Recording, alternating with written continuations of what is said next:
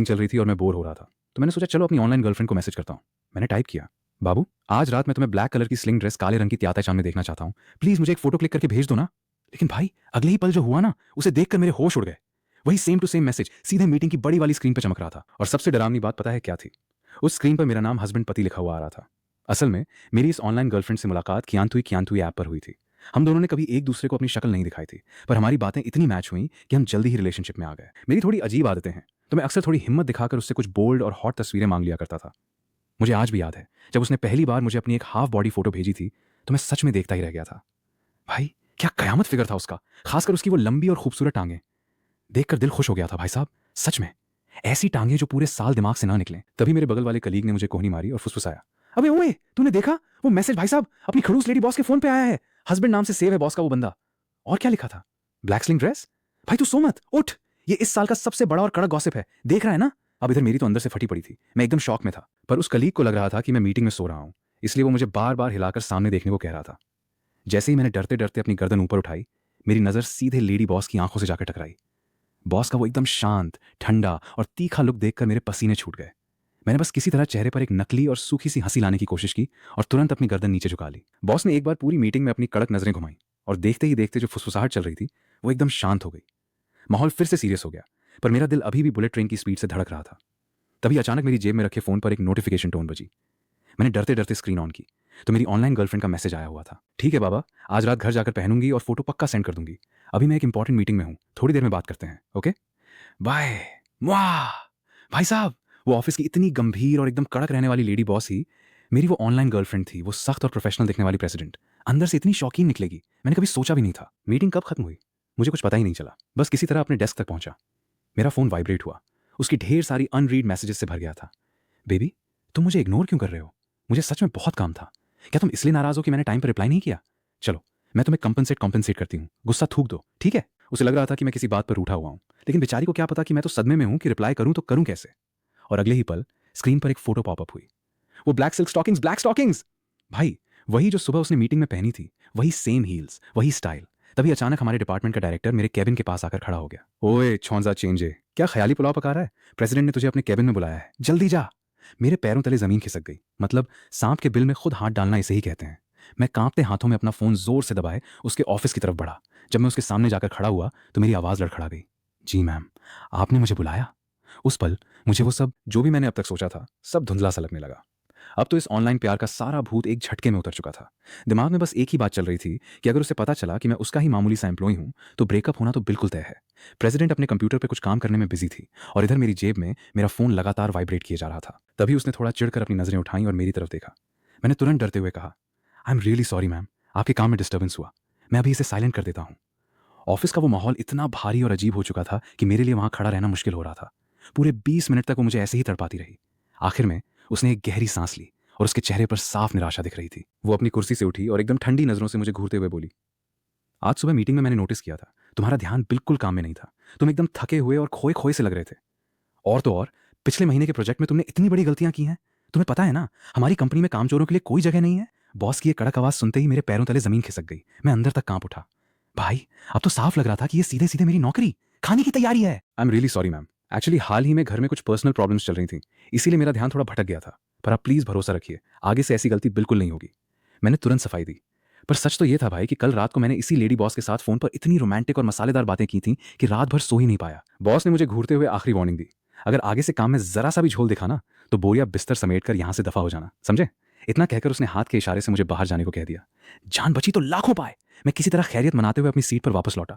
जैसे ही फोन निकाला देखा तो मैडम के दर्जनों अनरीड मैसेजेस पड़े थे। सिर दर्द से फटा जा रहा था। मैंने थोड़ा माथा सहलाया और मैसेजेस पढ़ना शुरू किया। बेबी प्लीज कुछ तो बोलो ना, बात क्यों नहीं कर रहे?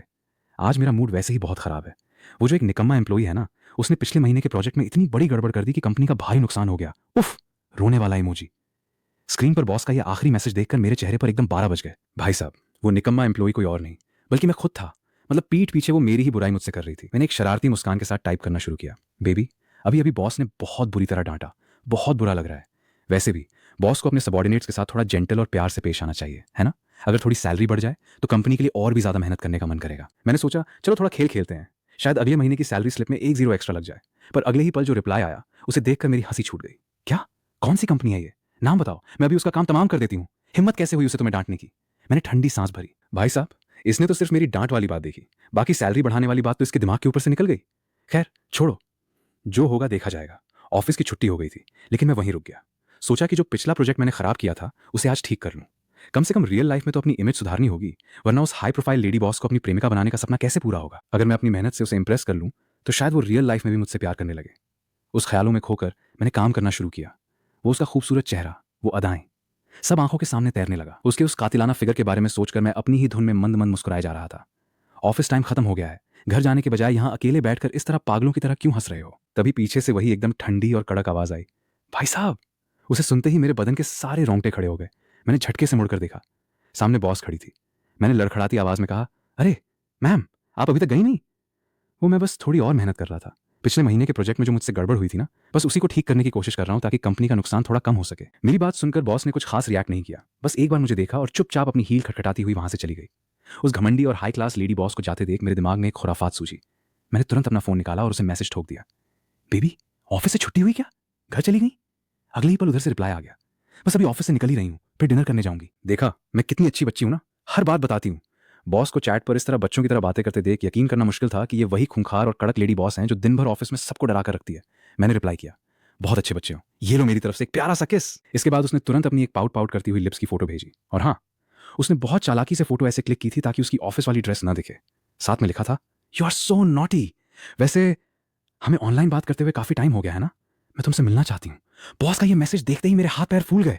मुझे समझ नहीं आ रहा था कि क्या जवाब दूं। भाई, रोज ऑनलाइन इतनी मसालेदार और बोल्ड बातें करने से इसका पेट नहीं भरा क्या, जो अब सीधे आमने सामने की मुलाकात ऑफलाइन पी के चाहती है?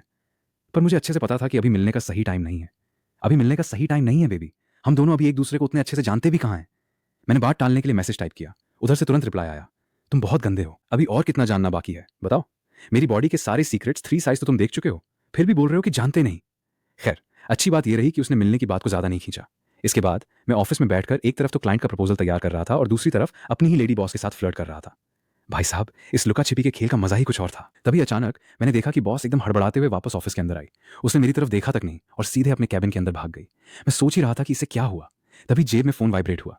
Baby, I am so sorry, जो स्लिंग ड्रेस तुम्हें पसंद थी ना, वो मैं जल्दी जल्दी में अपने ऑफिस के कैबिन में ही भूल गई थी। और सुनो ना, मुझे मार्केट में ब्लैक कलर नहीं मिला तो मैं पर्पल बैंगनी कलर की लेकर आई हूँ, तुम्हें पसंद आएगी ना? मैसेज के ठीक बाद उसने एक फोटो सेंड की। मैंने जैसे ही जूम करके देखा, भाई कसम से नाक से खून आने की नौबत आ गई। वो ड्रेस कम और धागा ज्यादा थी, बस कुछ खास जगहें ढकी हुई थी, बाकी सब उफ।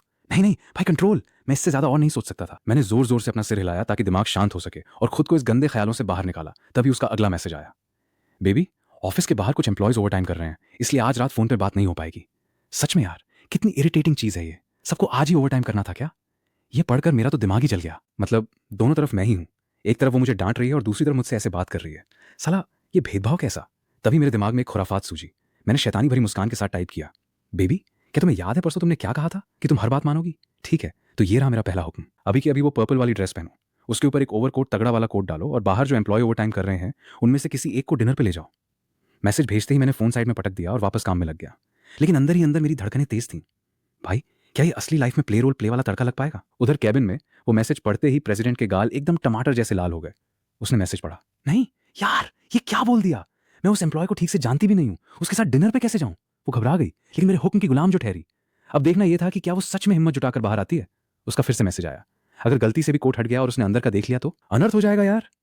मैंने तुरंत रिप्लाई ठोक दिया, अरे तुमने ही तो कहा था कि लाइफ में थोड़ा कुछ थ्रिलिंग और एक्साइटिंग सीजी करना है, बाकी तुम्हारी मर्जी। अगर डर लग रहा है तो रहने दो, भूल जाओ इस बात को। सच बताऊं तो जब मुझे पहली बार पता चला था ना कि वो लेडी बॉस ही मेरी ऑनलाइन गर्लफ्रेंड है, तो मेरे तो तोते उड़ गए थे। पर जब समझ आया कि इस कड़क मैडम का ऑनलाइन दुनिया में थोड़ा सबमिसिव एम प्रवृत्ति वाला मिजाज है, तो भाई मेरा एक्साइटमेंट लेवल 7वें आसमान पर पहुंच गया। मुझे लगा कि भाई अब तो लाइफ सेट है, आगे मजे लेने के कितने सारे मौके मिलेंगे। इसी चक्कर में मैंने भी बहती गंगा में हाथ धो लिया और ये चैलेंज दे डाला। तभी उधर से मैसेज फ्लैश हुआ, अच्छा बाबा ठीक है, गुस्सा मत हो, कर रही हूं ना। मैसेज पढ़ते ही मैंने अपना कंप्यूटर शट डाउन कर दिया। अब तक पूरा ऑफिस एकदम खाली और शांत हो चुका था। मैंने अपने कान एकदम चौकन्ने कर लिए और तभी मुझे बॉस के कैबिन के अंदर से कपड़ों की सरसराहट घिसने बदलने की हल्की हल्की आवाजें आने लगी। भाई साहब, उस वक्त मेरे मन में इतनी जोर से इच्छा हो रही थी कि सीधे कैबिन का दरवाजा खोलकर अंदर घुस जाऊं, पर मैंने खुद पर भारी कंट्रोल किया। जैसे ही अंदर से आवाजें आना बंद हुई, मैं तुरंत अपनी सीट से उठ खड़ा हुआ और ऐसे नाटक करने लगा जैसे मैं अब घर जाने के लिए अपना सामान समेट रहा हूं। ठीक उसी टाइम कैबिन का दरवाजा खुला और प्रेसिडेंट बाहर निकली। मैंने अपनी तिरछी नजरों ससरी निगाह से उसकी तरफ देखा। भाई साहब बिल्कुल वही हुआ था। उसने ऊपर से एक लंबा ओवरकोट लपेट रखा था। अब ये सोचकर ही मेरे बदन में एक करंट सा दौड़ गया कि उस भारी भरकम कोट के अंदर उसने सिर्फ वो नाम मात्र की बारीक पर्पल ड्रेस पहन रखी है। बॉस जैसे ही आगे बढ़ी, मेरी धड़कनें फिर से बढ़ गईं कि अब आगे क्या होने वाला है। हाँ मैम, आज का काम लगभग पूरा हो गया है, तो मैं बस अब घर के लिए निकल ही रहा था। मैंने बहुत ही शरीफ बनते हुए कहा, अरे सुनो जरा रुको। तभी बॉस ने मुझे पीछे से टोक दिया। मैंने एकदम अनजान बनते हुए उसकी तरफ देखा, जैसे मुझे कुछ पता ही ना हो। बॉस ने गहरी सांस ली और ऐसा लगा जैसे वो अपनी बात बहुत मुश्किल से अपने दांत भींच कर बोल रही हो। काफी देर हो गई है और मैंने अभी तक डिनर नहीं किया है। चलो मेरे साथ चलकर डिनर करो। भाई साहब, अंदर से तो मैं खुशी के मारे उछल रहा था, पर बाहर से मैंने ऐसा चेहरा बनाया जैसे कोई बहुत बड़ा सरप्राइज मिल गया हो। मैंने तुरंत मना करते हुए कहा, अरे नहीं नहीं मैम, आप इतनी तकलीफ मत उठाइए। ये तो मेरा फर्ज था कि काम अधूरा था तो मैंने ओवर टाइम कर लिया। इसके लिए आपको पैसे खर्च करने की कोई जरूरत नहीं है। मैं घर जाकर कुछ खा लूंगा। ज्यादा बकवास मत करो। अगर आज तुम मेरे साथ डिनर पर नहीं आए तो कल से ऑफिस आने की कोई जरूरत नहीं है, समझे? बॉस ने एकदम कड़क आवाज में कहा और मुझे दोबारा मना करने का मौका दिए बिना ही आगे बढ़ गई। तभी डिंग डोंग, मेरी जेब में फोन वाइब्रेट हुआ। मैंने स्क्रीन देखी तो उसका मैसेज था, बेबी मैं उसे किस रेस्टोरेंट में लेकर जाऊं और क्या ऑर्डर करूं? मैंने आज तक कभी किसी एम्प्लॉय को ऐसे खाने पर इनवाइट नहीं किया है। मुझे समझ नहीं आ रहा यार। आगे आगे चलती हुई उस कड़क और घमंडी लेडी बॉस की इस मासूमियत को देखकर मेरी हंसी छूटने ही वाली थी, पर मैंने किसी तरह खुद को रोका। मैंने तुरंत टाइप किया, अरे बाबा पहले उससे पूछो तो सही कि अरे बाबा पहले उस बेचारे एम्प्लॉय से ही पूछ लो। कभी कभी दूसरों की पसंद का ख्याल रखना भी अच्छा होता है ना? मैंने मुस्कुराते हुए रिप्लाई भेज दिया। मैं चुपचाप सीधे बच्चे की तरह बॉस के पीछे पीछे कंपनी की बिल्डिंग से नीचे आ गया। वो अपनी कार की तरफ बढ़ी और मैं भी उसके पीछे पीछे गाड़ी में जाकर बैठ गया। गाड़ी स्टार्ट होते ही मैंने माहौल को थोड़ा हल्का करने के लिए कहा, मैम सच में आपके पैसों का नुकसान हो रहा है, मुझे अच्छा नहीं लग रहा, पर आप फिक्र मत कीजिए। इस डिनर के बदले मैं अगले महीने जी जान लगाकर काम करूंगा और कंपनी को। तुम्हें खाने में क्या पसंद है? बॉस ने बीच में ही मेरी इस लंबी चौड़ी स्पीच को काटते हुए एकदम ठंडे लहजे में पूछा। उसका ये रूखा बर्ताव देखकर मेरे दिल में थोड़ी खुददारी जाग गई। मुझे अंदर ही अंदर थोड़ा अजीब लगा कि भाई ये ऑनलाइन वाले मुझसे तो इतनी शिद्दत से प्यार करती है, पर इस रियल लाइफ वाले मुझसे इसे इतनी चिढ़ है कि ठीक से बात तक नहीं करना चाहती। बस यही सोचते ही मेरे दिमाग में एक खुराफाती आइडिया आया। मैंने सोचा चलो मैडम की थोड़ी बैंड बजाई जाए। मैंने थोड़ा सा मुस्कुराते हुए कहा, मैम इस मौसम में हॉट पॉट हॉट और स्पाइसी सिजलिंग सूप प्रॉपर तीखा डिनर खाना कैसा रहेगा? ऐसे मौसम में गर्मा गर्म तीखा खाकर जो पसीना निकलता है ना, उसके बाद घर जाके नहाने का मजा ही कुछ और होता है। हॉट पॉट का नाम सुनते ही बॉस के चेहरे पर थोड़े अजीब से एक्सप्रेशन आ गए। वो थोड़ा हिचकिचाई। अब भाई मुझे तो पता ही था कि उसने अंदर क्या पहन रखा है। इतनी टाइट और नाम मात्र की ड्रेस के ऊपर भारी कोट पहनकर हॉट पॉट जैसी उबलती और भाप वाली जगह पर बैठना, मतलब आफत को दावत देना। उसे इस तरह परेशान देखकर मैंने बहती गंगा में थोड़ा और घी डाला और मासूम बनते हुए कहा, अरे मैम क्या हुआ? अगर हॉट पॉट ज्यादा महंगा है या आपको पसंद नहीं तो हम किसी सस्ती जगह पर चल सकते हैं, मुझे कोई प्रॉब्लम नहीं है। मेरा इतना बोलना ही था कि बॉस ने झटके से अपनी गर्दन घुमाई और मुझे ऐसी खूंखार नजरों से घूरा कि मेरी बोलती ही बंद हो गई। उसकी उस तीखी नजर को देखकर मैंने तुरंत अपनी नजरें घुमा ली। अगले ही पल बॉस ने गुस्से में ऐसा एक्सीलेटर दबाया कि गाड़ी हवा से बातें करने लगी। पूरे रास्ते हम दोनों के बीच बिल्कुल सन्नाटा रहा। बॉस के चेहरे पर एक भी एक्सप्रेशन नहीं था। साफ लग रहा था कि वो मेरे हॉट पॉट वाले आइडिया से बुरी तरह चिढ़ चुकी है। पर इधर गाड़ी की सीट पर बैठा मैं मन ही मन लोटपोट हो रहा था।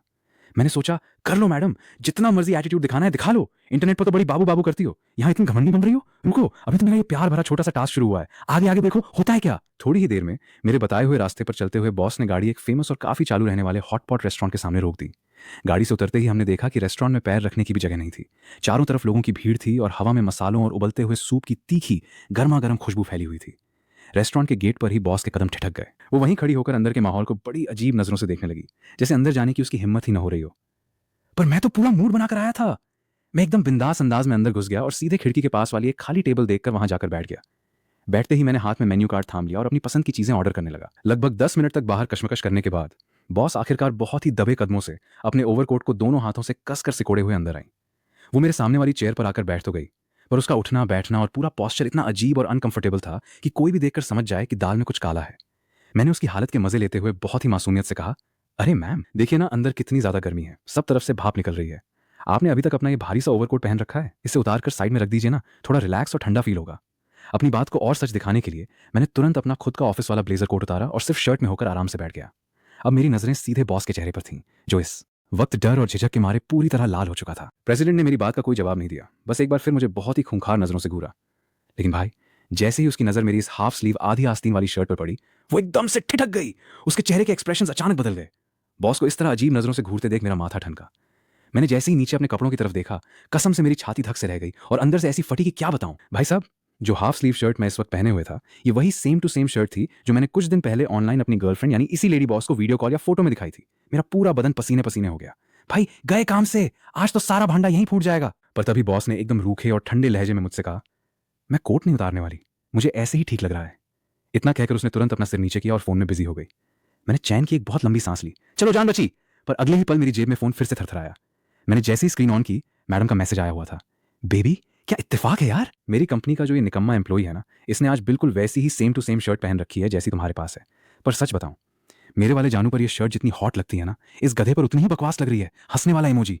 स्क्रीन पर उसका ये मैसेज पढ़कर मैं एकदम निशब्द ब्लैंक हो गया। भाई साहब, मैं मन ही मन सोचने लगा कि चाहे कोई कितनी भी बड़ी कंपनी की प्रेसिडेंट क्यों ना हो, एक बार जब इंसान प्यार में अंधा लव ब्लाइंड होता है ना, तो उसका दिमाग काम करना बंद कर देता है। ये प्यार का भूत भी क्या चीज़ है। सामने सच खड़ा है, पर मैडम को बस अपना बाबू ही नजर आ रहा है। मैंने भी थोड़ा सा रिस्क लिया और पूरे हौसले के साथ एक मैसेज टाइप करके भेज दिया। अच्छा बेबी, पर क्या तुम्हें कभी ऐसा नहीं लगा कि उसकी शक्ल या उसका स्टाइल मुझसे काफी मिलता जुलता है? उधर से तुरंत रिप्लाई आया, अरे ऐसा कैसे हो सकता है, मेरे दिल में तो सिर्फ तुम ही बसे हो बाबू। तुम सबसे बेस्ट हो, चाहे कोई भी तुम्हारे जैसे कपड़े पहन ले, वो तुम्हारी तरह हैंडसम कभी नहीं दिख सकता। बस भाई, इसके बाद हमारे बीच बिल्कुल सन्नाटा छा गया। हम दोनों एक ही टेबल पर आमने सामने बैठे थे, पर कोई किसी से बात नहीं कर रहा था। दोनों बस अपने अपने फोन में मुंह घुसाए पड़े थे। यहां तक कि जो वेटर हमारे पास आ रहा था, वो भी हमें बड़ी अजीब और संदेहास्पद नजरों से देख रहा था कि ये कैसा अजीब कपल है। तभी जेब में एक और नोटिफिकेशन टोन बजी। मैंने स्क्रीन देखी तो उसका एक और मैसेज आया हुआ था। पता नहीं क्यों आज ऑफिस में उस लड़के को अपने इतने करीब देखकर मेरे दिल में बड़ी अजीब सी हलचल हो रही है। थोड़ी शर्म सी आ रही है। भाई साहब, उस वक्त मैं पानी पी रहा था। जैसे ही मैंने ये मैसेज पढ़ा, मेरा कंट्रोल छूटा और मुंह का सारा पानी सीधे बाहर आ गया। मैं इतनी बुरी तरह खांसने लगा जैसे मेरी जान ही निकल जाएगी। मेरी इस हरकत से प्रेसिडेंट का ध्यान तुरंत मेरी तरफ गया और वो मुझे घूरने लगी। मैंने खांसते खांसते किसी तरह हाथ जोड़कर कहा, आई एम सॉरी मैम, बेहद सॉरी। वो अचानक पानी गले में अटक गया था, पर अंदर ही अंदर मेरा दिल जोरों से धड़क रहा था। मैंने मन ही मन सोचा, भाई साहब, इस लड़की के नखरे और इसकी बातें तो दिन ब दिन और भी ज्यादा बोल्ड होती जा रही हैं। भरे बाजार में इतने सारे लोगों के बीच अपनी ही कंपनी के एम्प्लॉई के सामने बैठ